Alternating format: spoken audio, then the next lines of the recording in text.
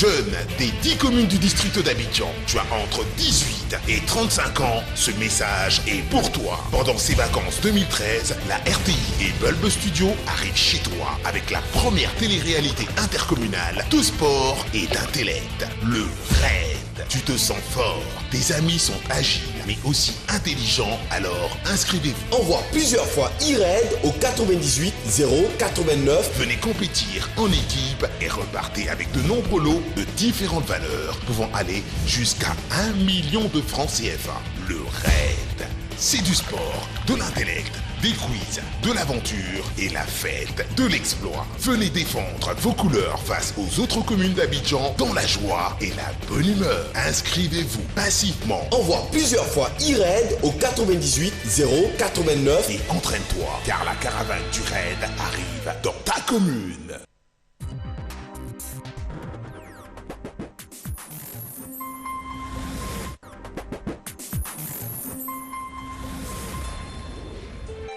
RTI 1, la chaîne qui rassemble. La banque de l'entrepreneur. Votre nouveau programme télé sur RTI 1.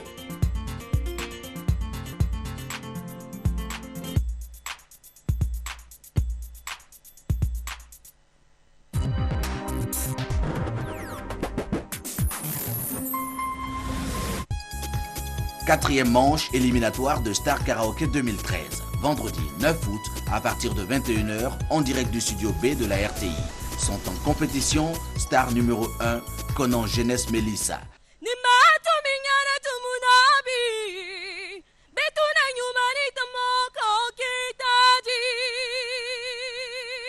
Star 2, Loi Magui Franck Aristide Richemont.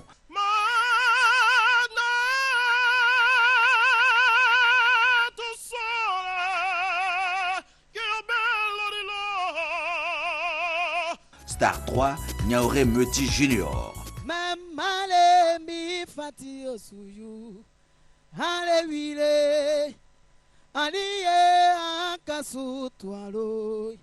Star 4, Oté Dali Timothée. Motema nanga soko ekokata perfection makasi mboka ikidimba sommation ya ba chagrin na ba douleur réponse nango ebimegali tombo.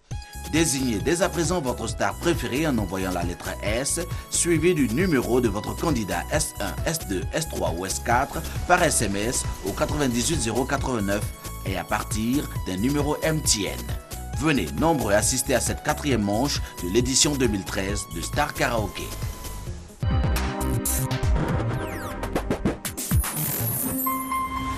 Je t'ai déjà expliqué 1000 fois, 2000 fois, 1 million de fois que depuis que je suis renvoyée de l'organisation Orelana, j'ai pas pu trouver un autre emploi mieux que celui de la nuit. Hein? M'as-tu comprise? Myrtha m'a assuré que Nora ne savait pas qui elle était. Elle n'était pas obligée de lui mentir. Alors elle vous a menti. Ne te souviens-tu pas que tu étais avec moi lorsque nous avons vu Nora sortir de l'hôtel de Morelia? Elle avait entre ses bras sa petite fille nouvellement née et Leonardo apparaissait comme le papa le plus heureux du monde.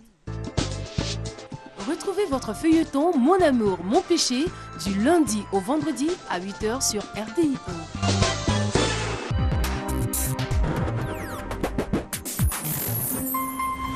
1. J'ai une vision. Un fleuve très large et puissant. Il y coule beaucoup d'eau. Je vois aussi de belles plages de sable blanc le long de la rive. C'est l'Araguaia. Après Sauvé par l'amour, Araguaia, la rivière du destin. L'histoire de deux peuples que tout oppose. La race, la religion, les coutumes, les valeurs ancestrales. Deux peuples que l'amour doit unir. Mademoiselle, je n'ai pas fait un si long voyage pour avoir un cours d'histoire. Je suis venu jusqu'ici pour trouver des réponses, pour y voir plus clair dans ma vie. Araguaia, absolument, à 19 h 25, à partir du lundi 12, du lundi au vendredi, sur la chaîne qui rassemble. Voilà, de retour sur le plateau de Matin Bonheur. De plus en plus, on fait la promotion des langues. On dira que la langue maternelle a une importance très importante. J'allais dire, voilà. On se ressaisit, on se calme, voilà. Donc la langue maternelle est d'une importance capitale et nous avons décidé aujourd'hui de nous intéresser à la langue sénoufo. Ça vous intéresse bien sûr de prendre des cours. Judith Assoumou, c'est à vous.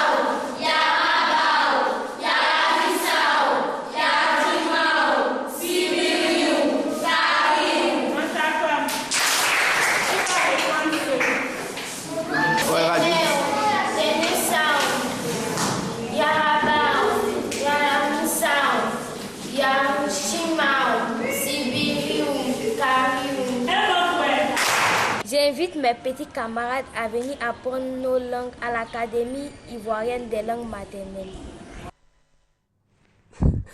Voilà, de retour sur le plateau de Matin Bonheur. Nous sommes en compagnie de notre invité, l'invité de la matinale, M. Koupo Nyoleba. Il est vice-président de l'Ordre des architectes, architecte en chef spécialisé en habitat rural et urbain dans les pays en voie de développement. M. Koupo, bonjour. Bonjour, Caroline. Et bienvenue sur le plateau de Matin Bonheur. Merci. La pluie ne vous a pas empêché d'être là? Non. Vous avez bravé la pluie. J'ai une inquiétude, mais bon, quand on a la volonté, on peut faire tout. Alors, dites-moi, quel est votre commentaire sur ce qu'on vient de voir comme élément, la langue maternelle? Je disais tout à l'heure en aparté que c'était bien. Si on pouvait faire ça dans toutes les régions, je pense que nous qui avons les enfants métissés, ils allaient apprendre au moins la langue maternelle. Voilà. C'est important. On revient, avant d'aborder le sujet du jour, on va revenir sur la langue maternelle. C'est important d'en parler. Oui. Voilà, je me pressais de le dire et j'ai rencontré quelques difficultés en route. On va partir pour une petite transition avant de poursuivre.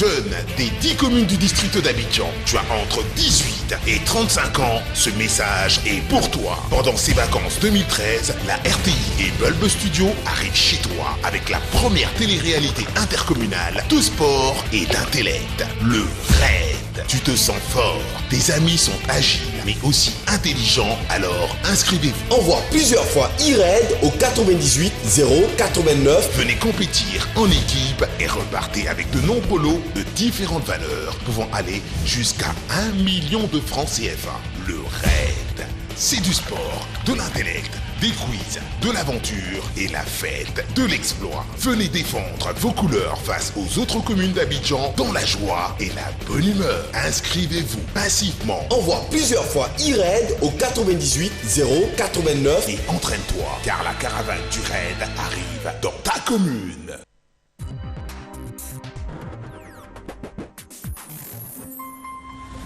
Hier que le testament avait été changé. Alors comme ça, vous cherchez un Popeye, mais vous en voulez un grand?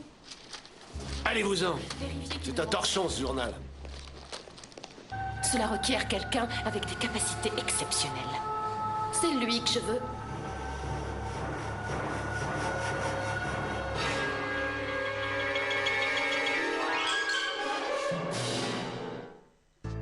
À ne manquer aucun épisode de votre série Psy, enquêteur malgré lui, du lundi au vendredi à 14 h sur la chaîne qui rassemble.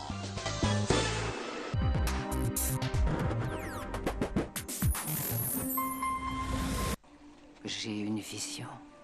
Un fleuve très large et puissant. Il y coule beaucoup d'eau.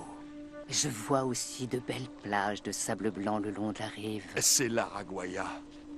Après Sauvé par l'amour, Araguaia, la rivière du destin. L'histoire de deux peuples que tout oppose. La race, la religion, les coutumes, les valeurs ancestrales. Deux peuples que l'amour doit unir.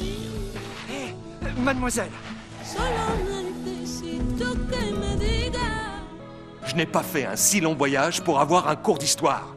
Je suis venu jusqu'ici pour trouver des réponses.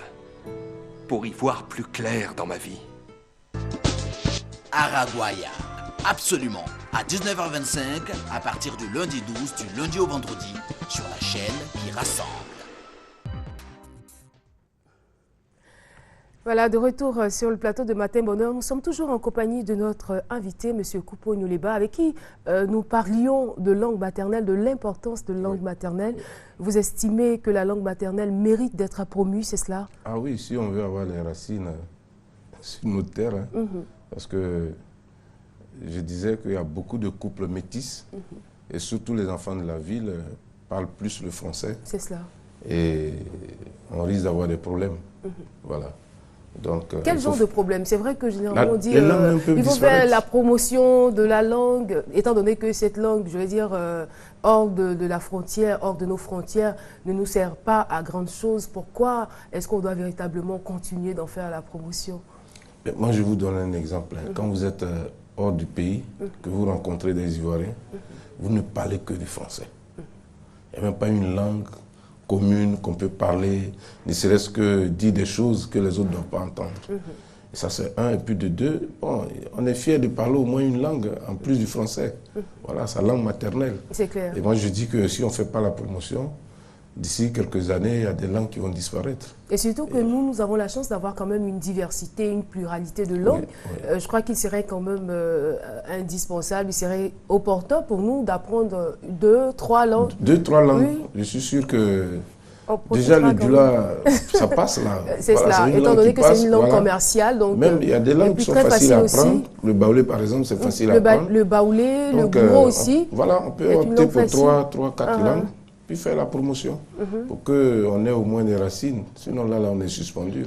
D'accord. Voilà. Est-ce que dans la ville où vous êtes allé récemment, à Daloa, là-bas, les gens parlent véritablement leur langue? Bon, c'est quand même... Daloa, c'est une ville un peu particulière. Voilà. Et c'est vrai, c'est chez les BT, mais il n'y a pas que les BT en ville. C'est ça. Voilà. Donc, il y a beaucoup de Malinqués. Beaucoup de Malinqués surtout. Voilà. C'est une ville... Une bonne partie de la ville est peuplée par les Malinqués. Et donc, c'est une petite ville commerciale. où le Dioula est plus parlé. C'est cela. Mais le Bété est parlé dans les villages. C'est ça. Voilà.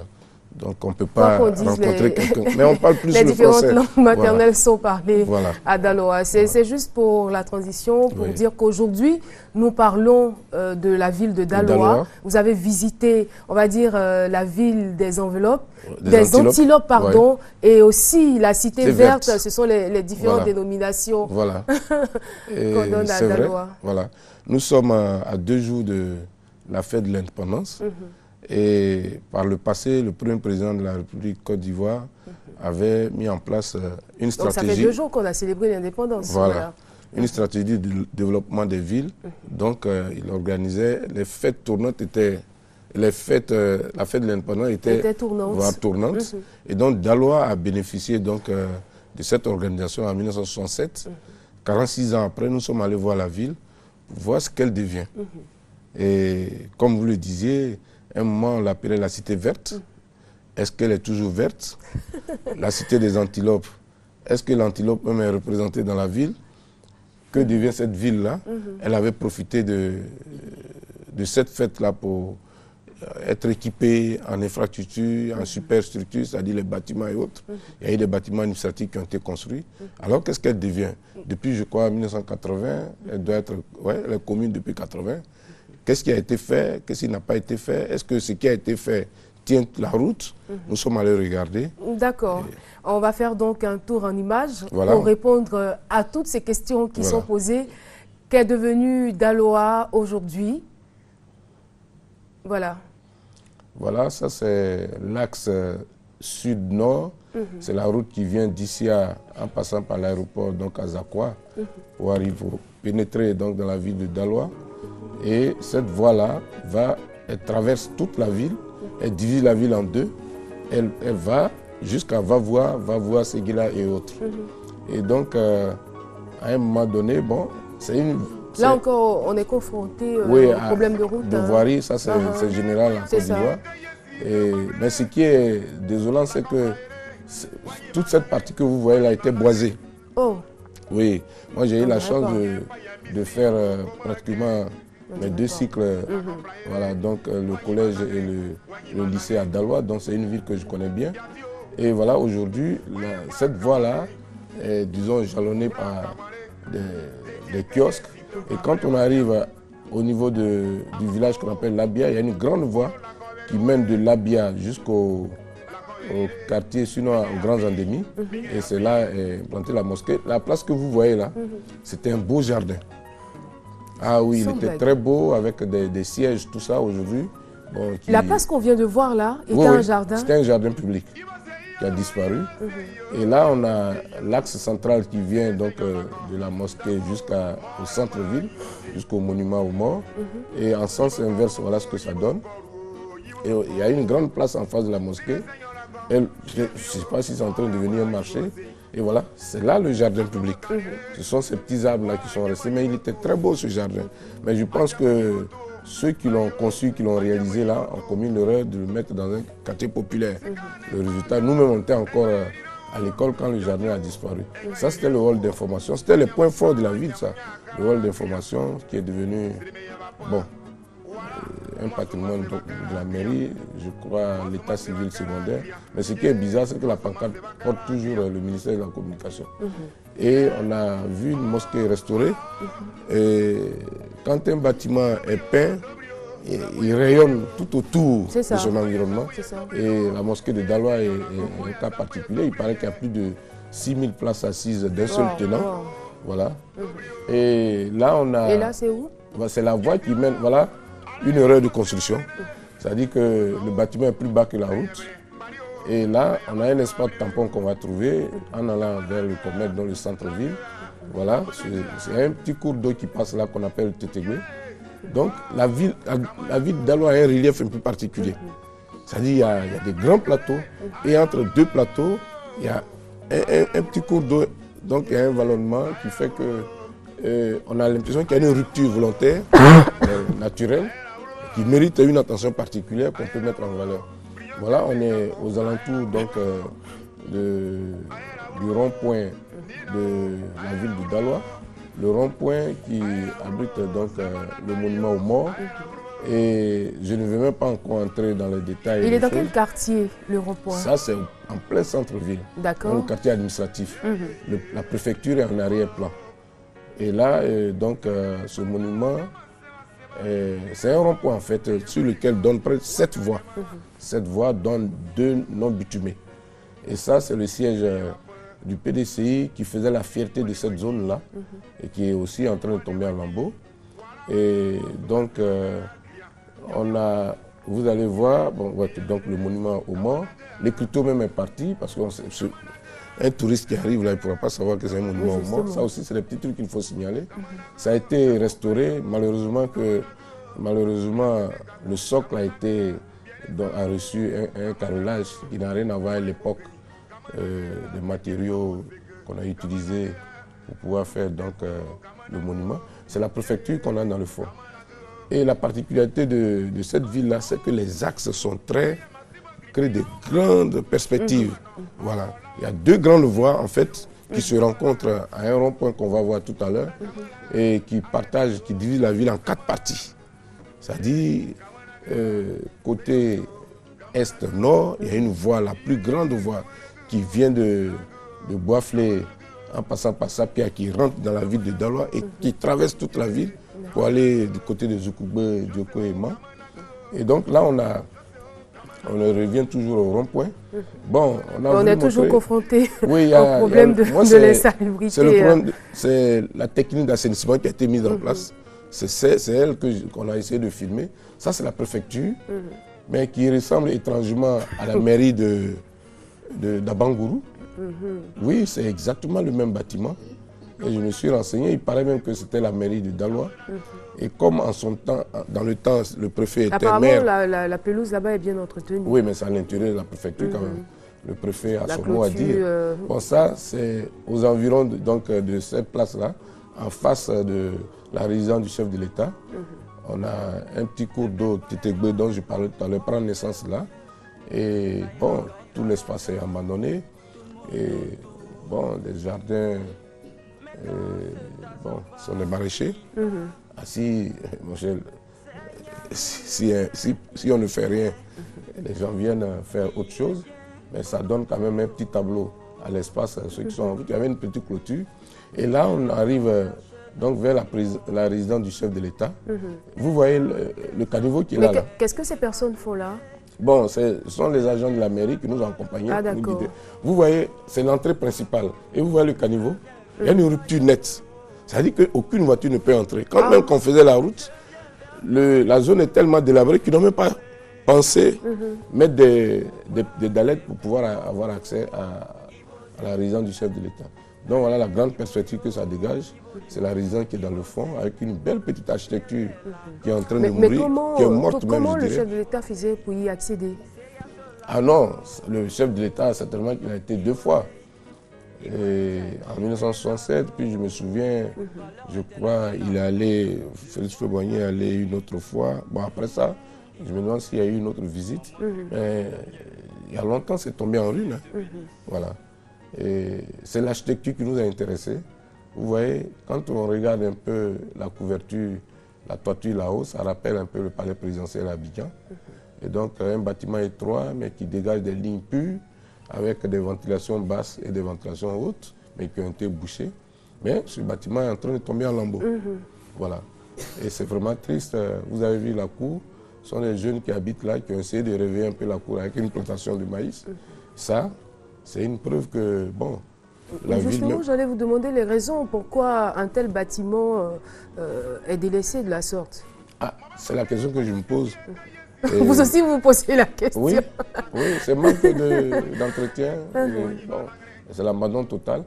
Et voilà, donc une rue qui mène à un autre équipement que l'État a construit et qu'on appelle l'hôtel des ambassadeurs. C'est la clôture qui est là, qui est en train de partir complètement. Les parties vides que vous voyez recevaient donc du fer forgé. Tout a été emporté. Et là, il paraît que c'est la Géroute qui est en train de nettoyer. Et par endroits, des petites voies ont été faites avec des terre-pleins pour donner un cachet particulier donc, à des morceaux de la ville. Et là, vous voyez, c'est l'entrée principale de l'hôtel des ambassadeurs qui est complètement abandonné. Vous allez voir aussi, c'est un hôtel qui n'existe même plus en réalité parce que c'est le squelette seul qui reste là. Parce que les gens ont tout emporté. Et moi, je me souviens, j'ai dormi là en 97. Et il était comment à l'époque? Oui, il fonctionnait.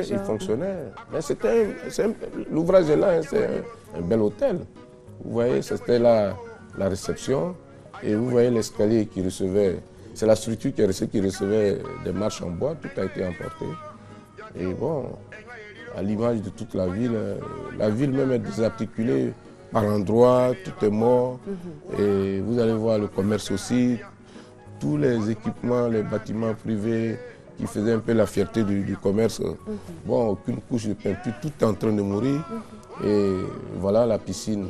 Moi, je me souviens, on venait là pour voir un peu les Européens, nos professeurs qui venaient nager pour voir les petits villageois qui arrivent, voir les gens en maillot de bain. Et c'était une fierté, tout le monde venait la piscine a carrément disparu. Non, elle a disparu, mais à l'image des choses. Donc là, on a une grande perspective de... Voilà, ça c'est... Voilà, c'est une autre piscine qui a été, je vous dis, déterrée par le maire Kosovo. C'était devenu la terre hein, avec la végétation dessus. On a fait ressortir et je pense que ce sont des points forts qui peuvent être réanimés. Et donc là, on va donc du côté administratif. Voilà la mairie de Daloa. Voilà, c'est une mairie pavillonnaire. Voilà. Daloa est commune depuis 80, je crois. Et jusqu'ici, l'hôtel communal n'a pas été construit. Ce sont des petits bâtiments. Voilà la résidence du préfet. Et vous voyez comment c'est tenu. Et on sent l'autorité administrative là. Et c'est la particularité, c'est qu'il y a un grand espace tampon entre cette voie et tous les bâtis de part et d'autre. Fait environ 20 mètres par là. Ici, on est donc vers la mairie. On rentre dans la cour de la mairie avec des bâtiments. C'est des bâtiments administratifs, je crois. Ça devait être la gendarmerie. Et donc des bâtiments qui ont été cédés donc, à la mairie. Du provisoire qui devient définitif. Il est temps que Daloa puisse construire son hôtel de ville.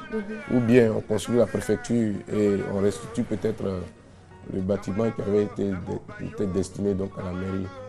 C'est quand même indispensable, hein. Je veux dire que Daloa, c'est 530,5 hectares et qui a au moins 261 789 habitants. Donc je veux dire, c'est une ville qui mérite. Mais quand on regarde même l'immatriculation avant des véhicules, Daloa c'est CI2. C'était pratiquement la deuxième ville de la Côte d'Ivoire. Et voilà, bon, le siège de la BCA qui réveille un peu le secteur, une architecture. Vous voyez comment l'architecture peut changer tout un milieu. C'est cela. Et donc, on a essayé de filmer et nous sommes allés vers le stade. Et non loin de là, vous allez voir le stade de Daloa qui est en train de tomber aussi en lambeaux. C'est ce bâtiment qui réveille un autre derrière une banque privée, commerciale. Voilà le stade de Daloa qui a fait la fierté de cette ville-là. Surtout dans les années 70. On verra l'intérieur? Non, c'est pas la peine, c'est les surveillants. Là, on est vers le marché. Et quelqu'un qui a fait un bâtiment, qui essaie de ressortir un peu une architecture, même si... Voilà les grandes perspectives de la ville. Vous voyez, c'est le monument aux morts qui est là-bas. Vous voyez ça? C'est ça, Daloa. Mais malheureusement, c'est le squelette, c'est-à-dire c'est le tracé qui reste. Et tout le reste est complètement... détruit, ça vieillit. On a l'impression qu'en Côte d'Ivoire, on n'aime pas tout ce qui est vieux. Et la clôture de la préfecture... On n'aime pas tout ce qui est beau. Non, vieux même. Quand je pense que la ville de Rome a été fondée 7 siècles avant Jésus-Christ et elle tient jusqu'ici dans l'espace et le temps. Nous, une ville qui n'a même pas 100 ans déjà en train de mourir, là c'est le marché. Là, on n'a même plus de marché. Depuis que le marché a brûlé, voilà ce qui nous reste. Et ce qui est triste, c'est qu'on fait toujours des petites baraques, des chiffons, et puis bon, on a l'impression que c'est ça qui fait la ville. Non. Le touriste, quand il arrive, il regarde déjà, à travers tout ça, on regarde le niveau de développement d'un pays. Ça, c'est le cœur même de la ville. Bon, il y avait l'ancien marché là, et ça a été démoli pour construire quoi, je ne sais pas. Et voilà ce qui entoure cette place, des baraques. Ça fait vraiment quand pas on veut joli. faire des kiosques, on peut faire un modèle de kiosque, une petite architecture qu'on impose aux commerçants, une belle peinture. Et puis bon, même quand on n'a pas grand-chose au plateau, on a des kiosques qui répondent quand même à la commune du plateau. Ça, c'est la gare.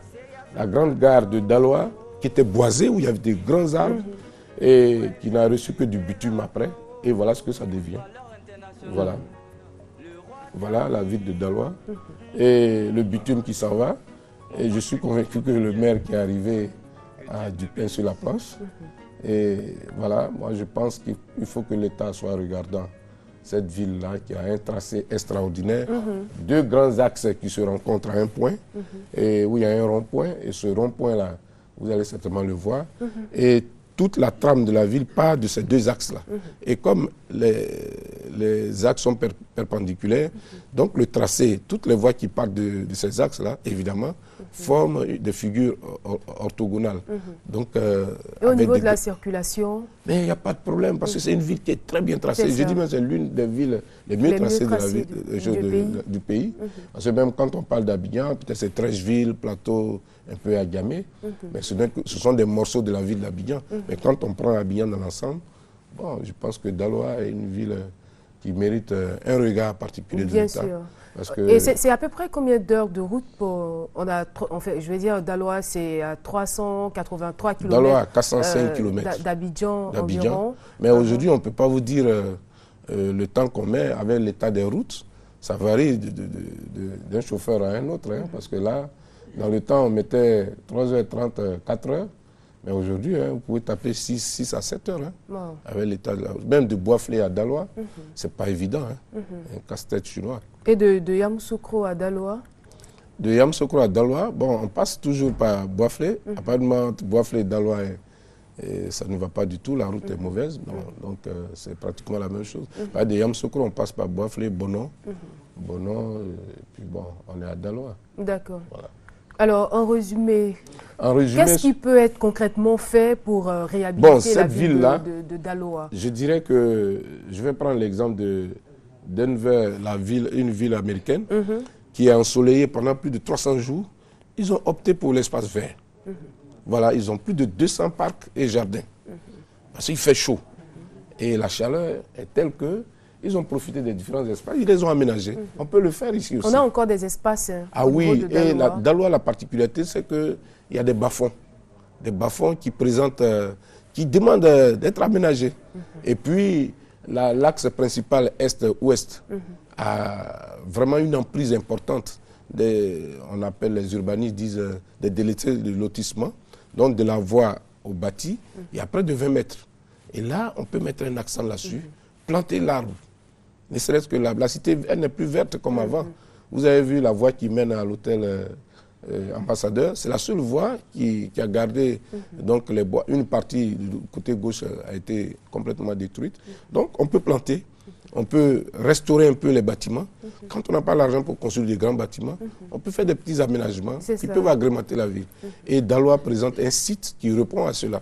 Même la piscine qui a été déterrée, ça peut être des lacs à l'image de Yamoussoukro, qu'on peut agrandir par-ci, par-là, planter des arbres, créer des espaces, des parcs de promenade.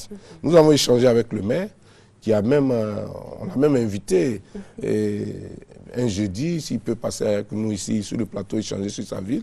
Il est prêt. C'est quelqu'un qui a une vision, qu'il faut encourager, parce que c'est rare de rencontrer un maire qui veut marquer. D'après lui, il veut marquer son passage. Et c'est ce qu'on attend des maires. Mais il faut l'aider, il faut que l'État l'aide. Parce que il va certainement travailler en collaboration avec vous. Ah oui, mais s'il nous sollicite, on va l'aider. Parce que nous luttons pour que les villes soient belles. Et nous pensons que l'ordre des architectes sera prêt à l'accompagner. Il y a des petits aménagements qu'on peut faire qui ne sont même pas coûteux. Vous voyez tout ça. Les rues, on doit mettre des baraques partout. On peut faire un petit modèle de kiosque. C'est ça. Avec un beau petit design, avec des matériaux pas trop chers, avec une peinture vive. Et surtout pour donner aussi, un éclat. Arrêtez de jeter les papiers par terre. Ah oui, ça, c'est une autre forme d'éducation qu'on doit amener. Et bon, concernant le bitume des voies, c'est une ville qui a une ceinture, hein, un périph', qui mérite aussi de recevoir du bitume. Et moi, je lance un appel à l'État d'aider cette ville, parce qu'une chose est de construire, une autre chose est de maintenir la ville. Voilà, il y a des vieilles villes qui tiennent. Quand vous arrivez à Rome, je vous dis, c'est un musée vivant. Ils ont gardé l'ancienne architecture, restaurée par endroits. Le Colisée existe toujours, ça a plus de 2000 ans. Pourquoi est-ce que chez nous, après 100 ans ou bien 50 ans, nos villes doivent mourir?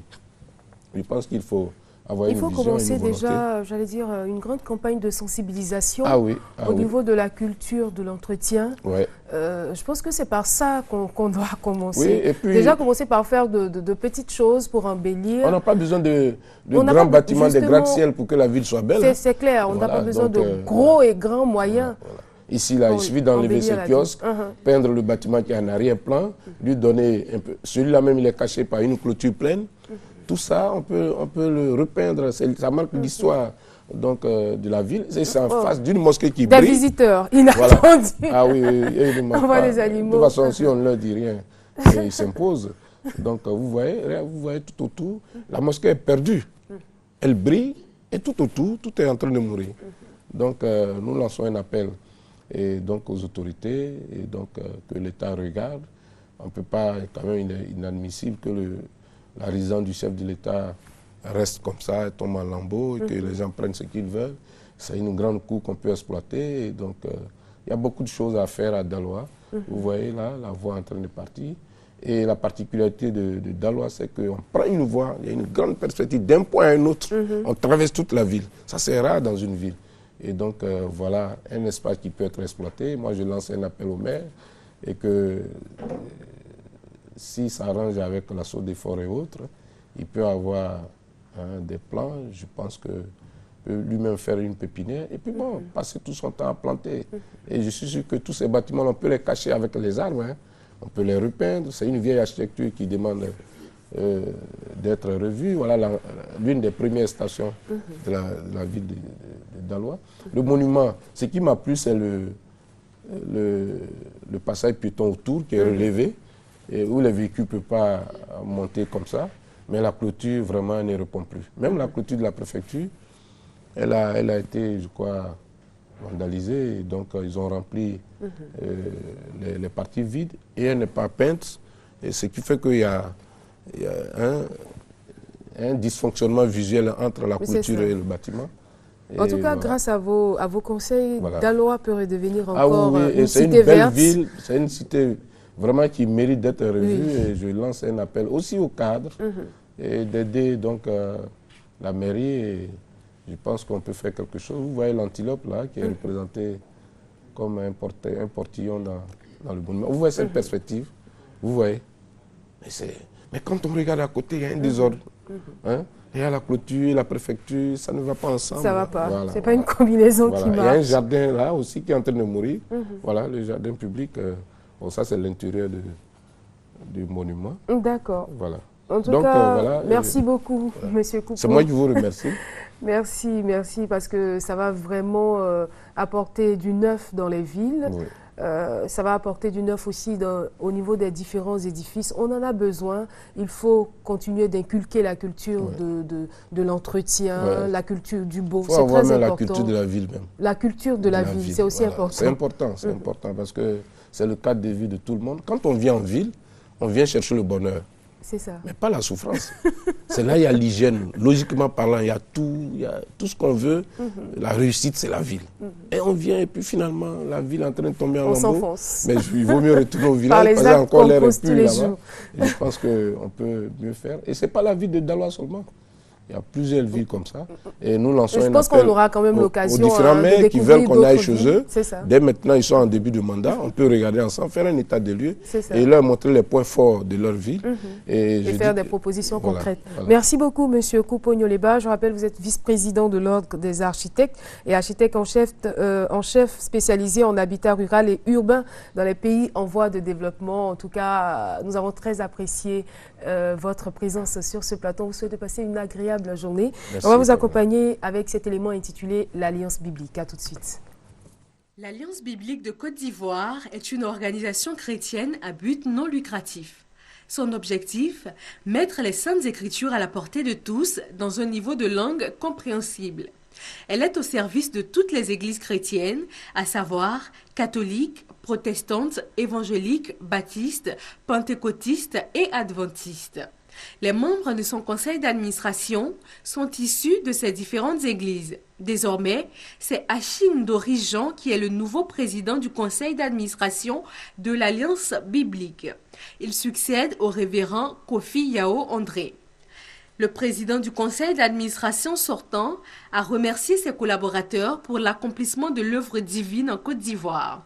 Il a exprimé sa joie de voir un frère poursuivre l'œuvre de Dieu. Quant au nouveau PCA, il a promis s'inscrire dans la gouvernance moderne. Pour lui, tout se fera de façon collégiale. Je place le mandat qui nous est attribué pour le nouveau conseil sous le signe de l'unité. Vous savez que l'unité est très chère à notre Seigneur Jésus-Christ. Il se vérifie dans la prière sacerdotale où il indique à son Père qu'il soit un comme toi et moi nous sommes un.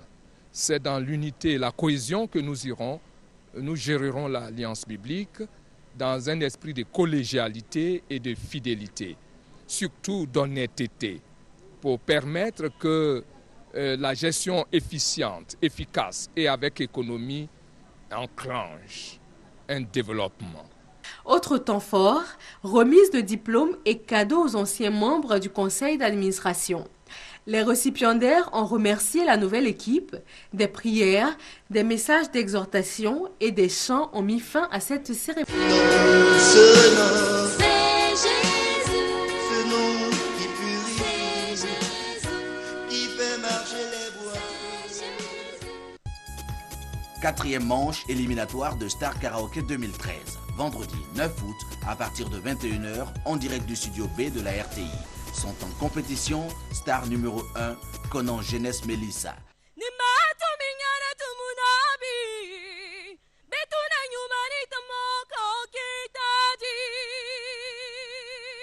Star 2, Loi Magui Franck Aristide Richemont.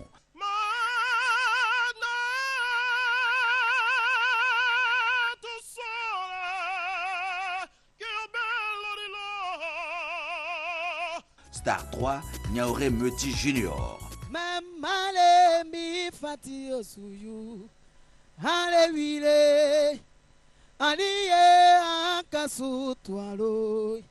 Star 4, Oté Dali Timothée. Motema nanga zonko ekokata perfection makasi mboka ikidimba sommation ya bachagrin na badouleur réponse nango ebimegali tombo. Désignez dès à présent votre star préférée en envoyant la lettre S, suivie du numéro de votre candidat S1, S2, S3 ou S4 par SMS au 98 089 et à partir d'un numéro MTN. Venez nombreux assister à cette quatrième manche de l'édition 2013 de Star Karaoke.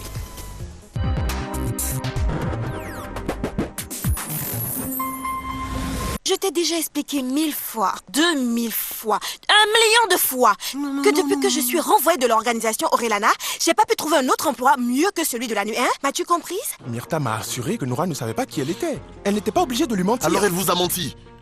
Ne te souviens-tu pas que tu étais avec moi lorsque nous avons vu Nora sortir de l'hôtel de Morelia? Elle avait entre ses bras sa petite fille nouvellement née et Leonardo apparaissait comme le papa le plus heureux du monde. Retrouvez votre feuilleton Mon amour, mon péché du lundi au vendredi à 8h sur RTI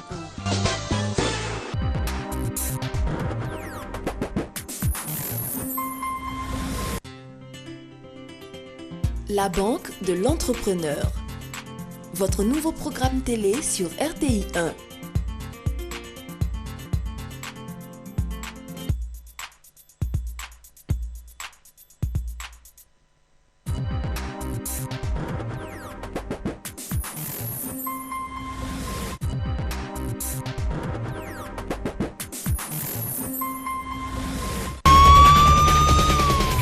Jeune des 10 communes du district d'Abidjan, tu as entre 18 et 35 ans, ce message est pour toi. Pendant ces vacances 2013, la RTI et Bulb Studio arrivent chez toi avec la première télé-réalité intercommunale de sport et d'intellect, le RAID. Tu te sens fort, tes amis sont agiles mais aussi intelligents, alors inscrivez-vous. Envoie plusieurs fois e-RAID au 98 089. Venez compétir en équipe et repartez avec de nombreux lots de différentes valeurs pouvant aller jusqu'à 1 million de francs CFA. Le RAID, c'est du sport, de l'intellect, des quiz, de l'aventure et la fête de l'exploit. Venez défendre vos couleurs face aux autres communes d'Abidjan dans la joie et la bonne humeur. Inscrivez-vous passivement. Envoie plusieurs fois e-RAID au 98 089 et entraîne-toi car la caravane du RAID arrive dans ta commune. De retour sur le plateau de Matin Bonheur, nos invités de la direction commerciale et marketing se sont installés. Monsieur Nguesson Yao Jean-Martial, bonjour. Bonjour madame. Alors, vous êtes secrétaire général du Parlement des jeunes de Côte d'Ivoire, c'est bien cela? Oui. Et vous êtes là pour nous parler d'une journée, la journée internationale de la jeunesse. Oui. De quoi s'agit-il exactement? Oui, la journée internationale de la jeunesse, c'est une journée qui a été décrétée par les Nations Unies à l'endroit et à la faveur de la jeunesse mondiale. Voilà, pour faire la promotion des jeunes avec des thèmes et des actions prioritaires.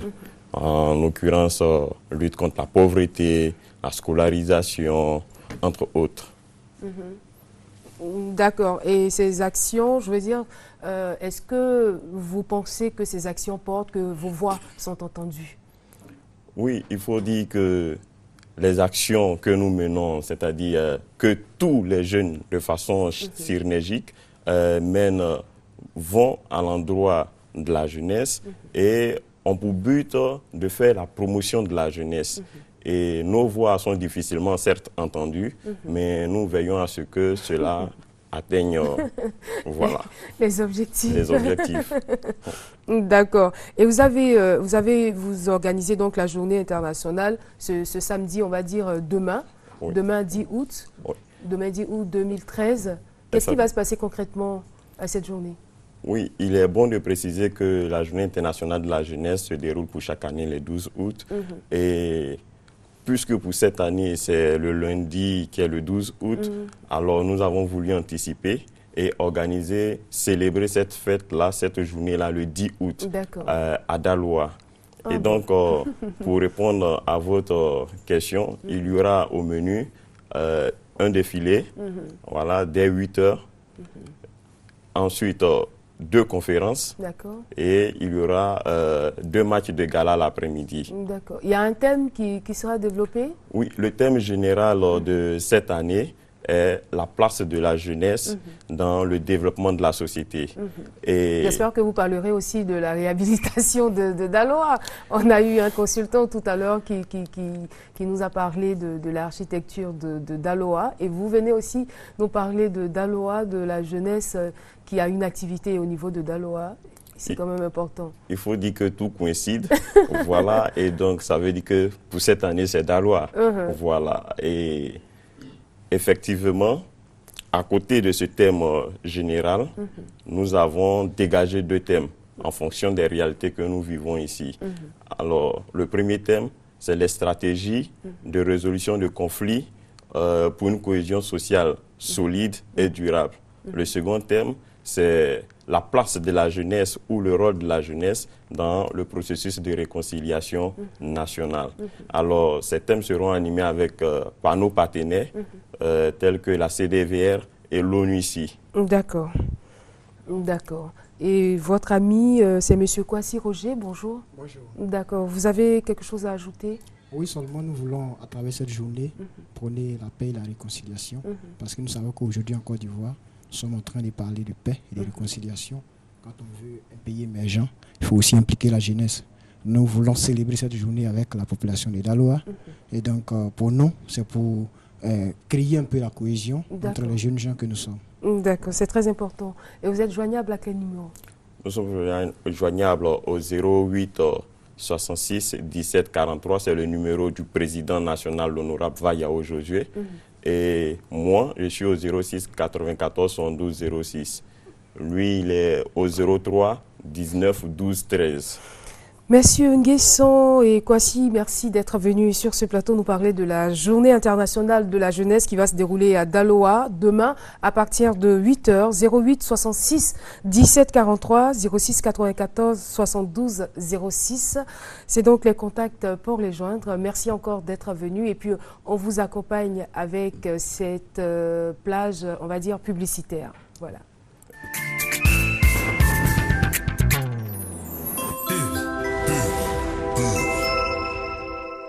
Imagine. Qui imagine. Jeune. Imaginatif. Toi. Lui. Dynamique. Garçon. Quoi imagine. Les projets. Les rêves. Les aventures. Comment imagine. L'émotion. Beaucoup d'émotions. Pourquoi imagine. Parce que. Épique. Bientôt sur RTI 1. Move, no limit.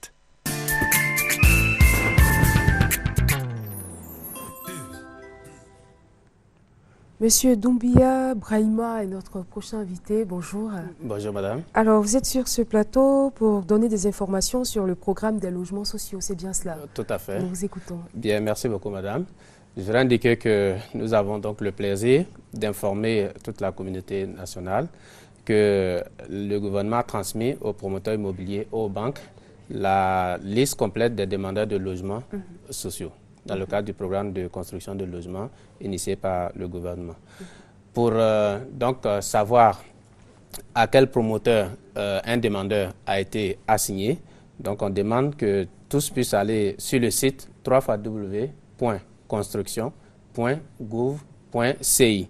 Donc ils se connectent sur ce site pour savoir à quel promoteur ils ont été affectés. Pour ceux qui ne savent pas utiliser l'Internet, ils peuvent se faire aider par ceux qui savent le faire.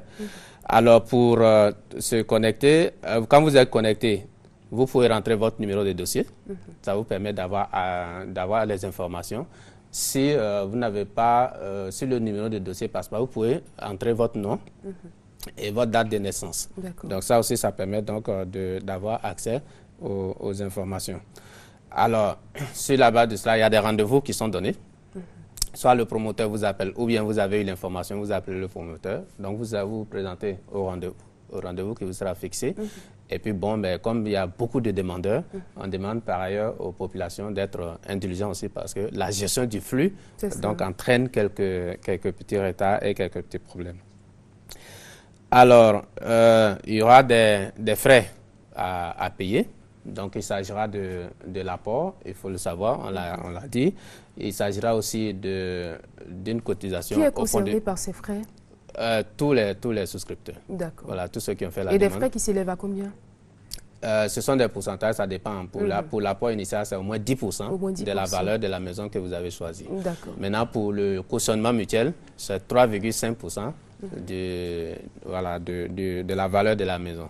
Donc, c'est pas fixe, c'est des proportions. Ça varie. Ça varie, voilà. Et puis maintenant, ces paiements sont effectués sur des comptes séquestres. Je voulais insister là-dessus, sur des comptes séquestres. Les promoteurs ont des comptes courants, habituels, et il y a ce qu'on appelle des comptes séquestres. Pour cette opération, les paiements sont effectués sur ces comptes séquestres. Parce que pour faire des décaissements, il faut une autorisation de l'État qui sera donnée au vu de l'avancement des travaux sur les chantiers. Alors, on demande également à tous ceux qui ont fait la demande de ne se rendre que chez les promoteurs qui ont été agréés pour ce programme. La liste va être publiée dès la semaine prochaine. Et disponible où? Ce sera dans la presse. Dans la presse. Dans la presse, au ministère de la Construction, au centre de facilitation des formalités d'accès au logement, 6 ou 2 plateaux. Donc, on pourra avoir ces informations là-bas. Alors, s'il y a des difficultés que vous rencontrez, vous pouvez justement faire recours. Il y a un recours. C'est le centre de facilitation des formalités d'accès au logement. D'accord. Ce centre est situé sur le boulevard Latry, juste après le centre des impôts, feu rouge, en allant vers l'ENA, vous tournez à gauche, à 200 mètres, vous voyez la pancarte, et donc vous retrouvez le centre. Les contacts sont le 58 61 11 44, le 07 35 11 37, le 58 22 93 94. On voudrait également rassurer, très rapidement rassurer tous les présouscripteurs pour dire que on a une solution pour tous les cas possibles. Enfin, pour tous les cas que nous avons étudiés.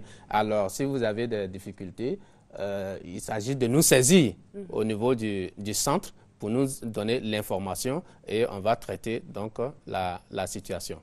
Alors, la dernière information, vous permettez, voilà, ça veut dire que, bon, compte tenu du fait qu'il y a un certain nombre d'acteurs qui ont saisi le ministère à l'effet de leur permettre de faire partie du programme, donc le ministre a autorisé qu'il y ait une opération exceptionnelle de présouscription qui va commencer la semaine prochaine et qui va prendre fin le 30 septembre. D'accord, merci. Comment on vous joint? Ce sont les contacts que je viens de donner, je répète, au 58 61 11 44, au 07 35 11 37 et au 58 22 93 84. Monsieur Doumbia Brahima, vous êtes responsable du Centre de facilitation des formalités d'accès au logement. Tout à fait. Je rappelle que vous donniez des informations sur le programme des logements sociaux. Merci d'être venu sur ce plateau. On vous souhaite de passer une agréable journée avec, bien sûr, le Djemé. C'est parti avec Jésus Tassou.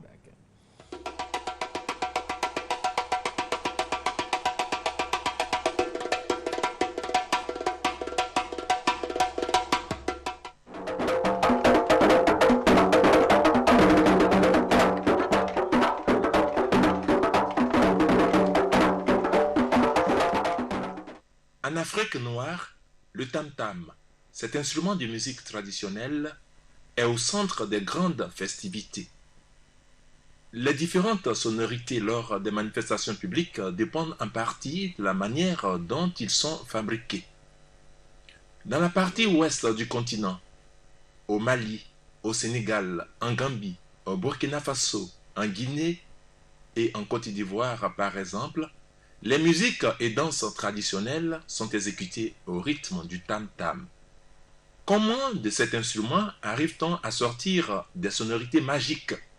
Tout dépend des techniques de fabrication. Nous sommes en Côte d'Ivoire, dans une banlieue d'Abidjan. Ici, toute une organisation s'est mise en place. Il y a de cela plusieurs décennies. Les fabricants de tam-tam ont une spécialité, le Djemé. Dans cette ambiance de travail, tout un processus à la chaîne est en marche. La fabrication de cet instrument de musique exige des ressources humaines en qualité et en quantité. Les travailleurs sont ici de nationalités diverses, ivoiriennes, maliennes, guinéennes et nigériennes. Leur foi détermine leur abnégation à la tâche. Dans une parfaite cohésion, ces jeunes gens affichent leur reconnaissance dans la fabrication du tam-tam, le Djemé. Comment Keita Mohamed, initiateur et responsable de cette entreprise de fabrication de tam-tam, s'est-il pris?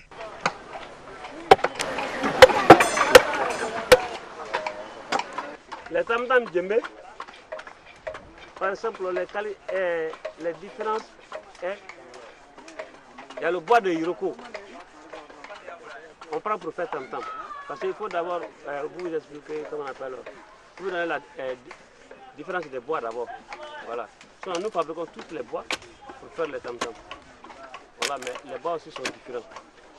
Il y a les Iroko, il y a Sapele, il y a Mérina, il y a Tek. On prend tous pour fabriquer les tam-tam. Vous voyez? Bon. Mais la différence est que, c'est-à-dire, Abidjan ici, les fabricants qui sont ici, nous sommes qualifiés par rapport à tout ce qui fabrique les tam-tams en Afrique de l'Est ici. On est qualifiés par rapport à tout le monde. La plupart de nous ont appris ce travail de paix à leur enfance. Il y en a aussi qui ont commencé, bon, maintenant la main. Ils ne sont pas forts comme ceux qui ont commencé à leur enfance. Ça veut dire que c'est notre métier quoi.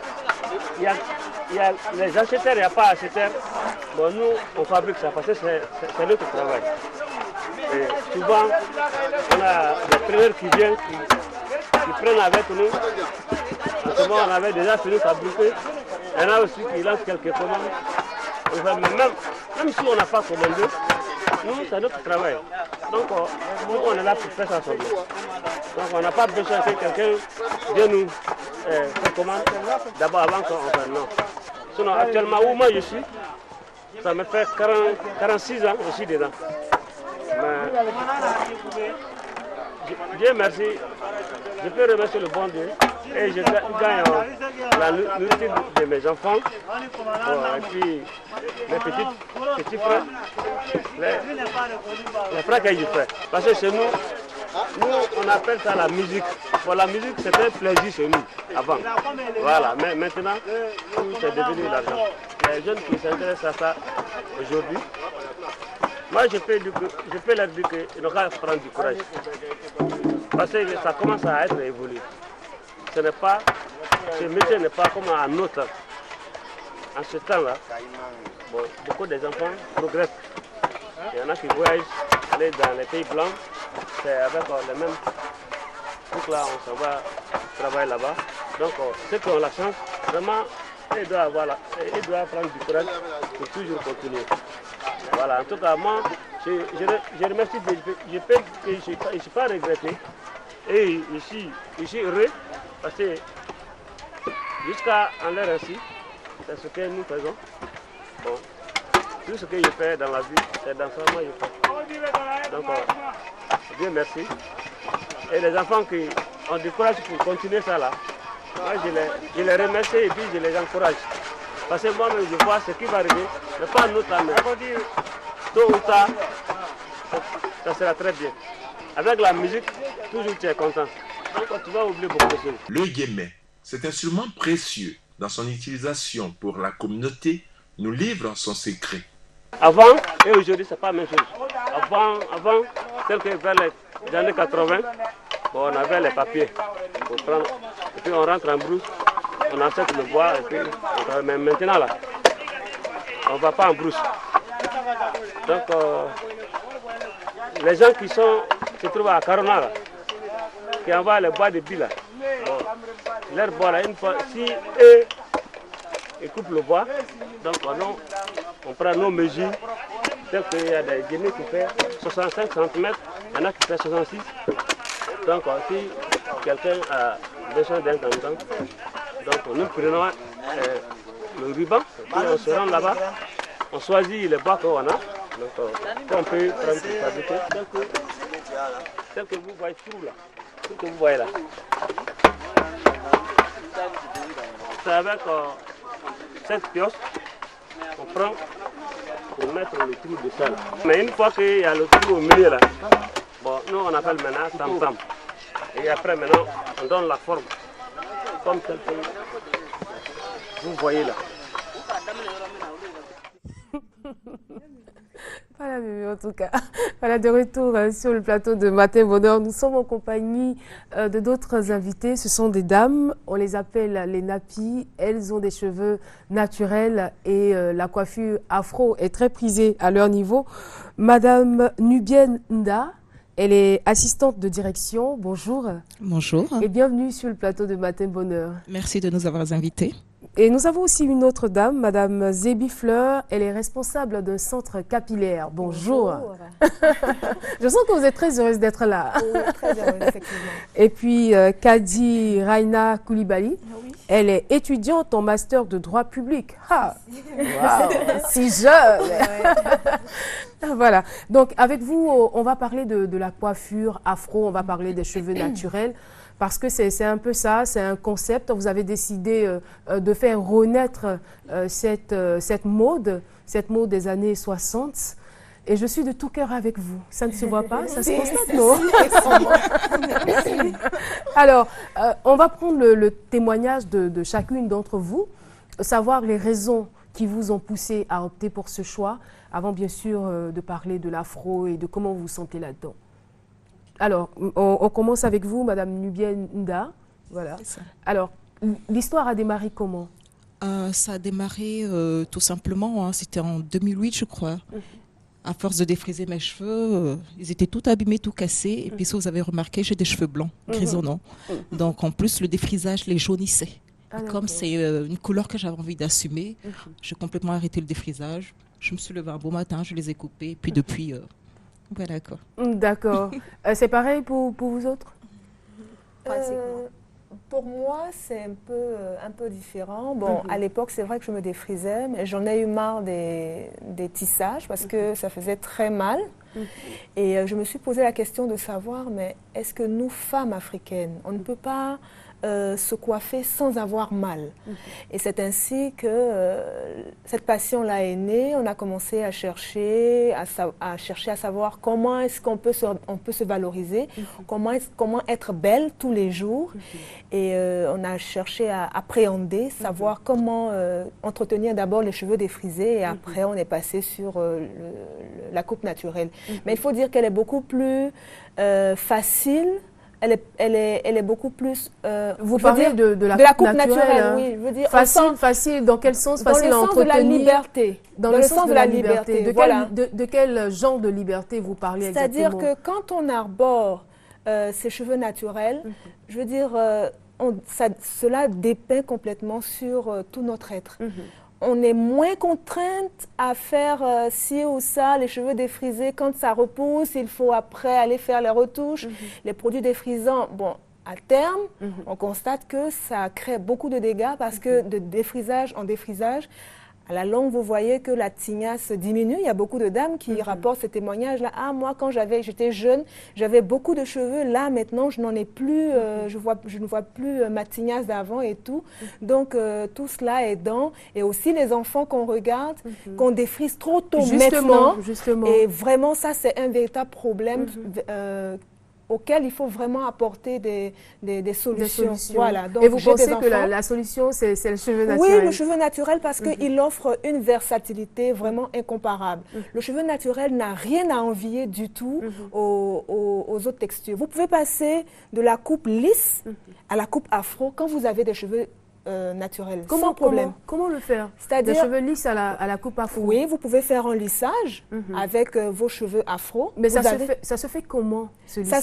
Ça se fait à chaud. Voilà. Mais il faut faire des soins. Ça, par exemple? Oui, vous pouvez avoir ça. Et après des soins, vous avez la texture défrisée exactement pareille. Mais qu'est-ce qui donne ce résultat? Ça, on va dire que c'est des bantu knots, c'est comme ça que ça s'appelle. Voilà, c'est une coiffure bantu knots, c'est-à-dire on entortille les cheveux, on les enroule et après on les lâche. Voilà. Et quand Mais il faut quand même mettre beaucoup de produits pour obtenir ce résultat. Pas plus que les cheveux défrisés. Vous savez, ce qui est contradictoire ici, on n'entretient pas vraiment les cheveux. Enfin, en Côte d'Ivoire, en Afrique, de façon générale, on n'entretient pas. On attend que les repousses arrivent pour les redéfriser et c'est tout. Entre deux défrisages, qu'est-ce qu'on fait? On pose des tresses, des tissages. Après, on a la lisière qui part, complètement dégarnie. On a des problèmes d'alopécie qui commencent et tout ça. Voyez, on devient chauve. Voilà, on devient chauve. Donc, c'est tous ces problèmes-là. Et surtout pour les enfants, vraiment que c'est très problématique. Il faut savoir que nous avons, de tous les peuples, nous avons la texture la plus fragile.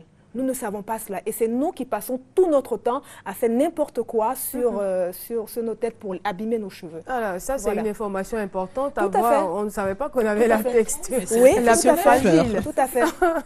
D'accord. Alors, notre étudiante en master, l'histoire, c'est quoi? En fait, j'avais les cheveux crépus avant, mais je ne connaissais même pas ce mouvement de nappy et tout. Ah, d'accord. Donc, je n'en prenais pas soin. Après le bac, j'ai voulu défriser pour avoir les cheveux comme tout le monde. C'était vraiment beau, c'était très beau même. C'était bien touffu, bien long et tout. Mais avec le temps... la première fois. Si, quand même, j'étais très contente. Mais avec le temps, j'ai remarqué que mes cheveux perdaient leur volume. Et puis bon, ça se cassait. J'arrivais même plus à faire un chignon. Ça m'énervait. Tout le monde me demandait, mais qu'est-ce que tu as eu aux cheveux? Qu'est-ce que tu as? Tu étais malade et tout. Voilà. Donc, j'ai décidé de couper carrément. On me disait de couper les pointes régulièrement. Je coupais les pointes pour que tout pousse au même niveau et tout. Mais ça ne donnait pas le résultat que je voulais. Donc, j'ai décidé de couper complètement et de passer au naturel. Mais là encore, c'était une transition. C'est Ils ont bien passé visible au naturel. L'afro. C'est beau. elle me dit c'est beau. Elle regarde les cheveux, elle dit c'est beau. Voilà, avec la petite décoration là-dedans. C'est mignon. Donc, en fait, quand j'ai commencé à garder comme ça, je me disais que c'était une étape et défriser après. Donc, quand ça allait bien pousser et tout. Mais bon, finalement, j'ai découvert le groupe Napi par des amis et tout. Là, j'ai même plus envie de mettre un produit chimique dans mes cheveux. Ça Mais va, concernant, comment vous les entretenez? Comment vous les entretenez au quotidien? Il y a des soins au quotidien, voilà, il y a des bains d'huile. Quotidiennement, il y a ce qu'on appelle un vapeau. D'accord. Chez nous, c'est, bon, dans les salons de coiffure, on ne va pas donner de marque, hein? Non, on va pas donner de marque. C'est une bouteille, voilà, juste pour vaporiser l'eau sur les cheveux. Parce que peigner les cheveux comme ça les casse. Il faut toujours mouiller. Et avant de faire le shampoing, il faut toujours faire des soins profonds. Un bain d'huile avec l'huile de votre choix. C'est plus simple, quoi. Moi, j'utilise plutôt les produits naturels comme l'huile de coco, l'huile d'olive, les huiles, le beurre de karité, c'est très bon pour les cheveux. Wow. Et quand vous peignez, ça fait pas mal? Pas du tout. Avec ce peigne-là, voilà. Pas de problème. On peut bien le voir, le peigne. Voilà, ce peigne-là. Le peigne à grosses dents, voilà. C'est ça. Mais je veux dire, quel est le regard de votre entourage sur vous? Comment les gens vous voient? Écoutez, c'est vrai que moi, au début, la première fois que je suis arrivée au bureau mais là, c'était vraiment un big shop. Hein. C'était très court. C'était très court. Mais c'est vrai que ça a choqué, mais à force, avec l'habitude, les gens commencent à voir ça autrement, quoi. Et même ils apprécient. Ils apprécient parce que vous avez quelque chose de particulier, c'est naturel. Mais au fur et à mesure, ils s'habituent et ils voient quand ça pousse, c'est beau, là. Eux-mêmes, ils ont envie de faire. Sinon, au départ, là, c'est compliqué. Mais qu'est-ce que tu fais avec tes cheveux comme ci, comme ça? Les gens parlent trop. C'est énervant. C'est ce que j'ai constaté, en fait, chez les Napi, c'est que ce sont des personnes qui ont un fort caractère. Oui, c'est des personnes qui ont un fort caractère. Elles sont en général toutes noires. Et noires, je veux dire, c'est des couleurs naturelles. Enfin, on va dire, elles ont leur teint naturel. Parce que déjà sur le plateau. Exactement. Tout à fait. Noir, teint naturel. Teint naturel. J'ai rarement vu une personne qui a décidé de garder ses cheveux naturels.